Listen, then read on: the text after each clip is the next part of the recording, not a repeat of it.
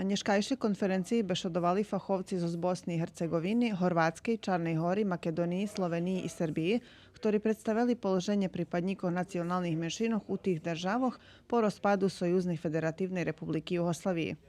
Panelisti nam prinesli rozlični iskustva, okreme toti iskustva, kot še možu kvantifikovati.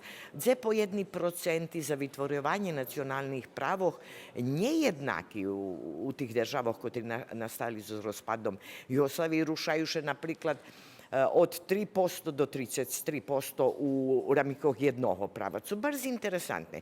Mi već máme slučaj, že Čarna Hora so svojim ustavom zavarla definiciju nacionalnih menšinov i ona načišljela z ustavom.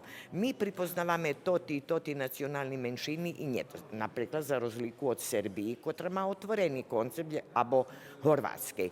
Hoć dva državi članici Evropske unije, a drugi u rozličnih stadijumoh predpristupnih prehvarkoh, z dost pesimističnim tonom zaključene, že im zajednicke totože položenje nacionalnih menšinoh ani u jednej z tih državoh nije zadovoljujuce. U Sloveniji, Horvatske, Čarnej Hori i Makedoniji mož poveže isnuje dost dobra zakonska regulativa, ali problem je implementacija, a u Bosni i Hercegovini i Srbiji treba robic i na zakonoh i na praksi, zaključene na konferenciji.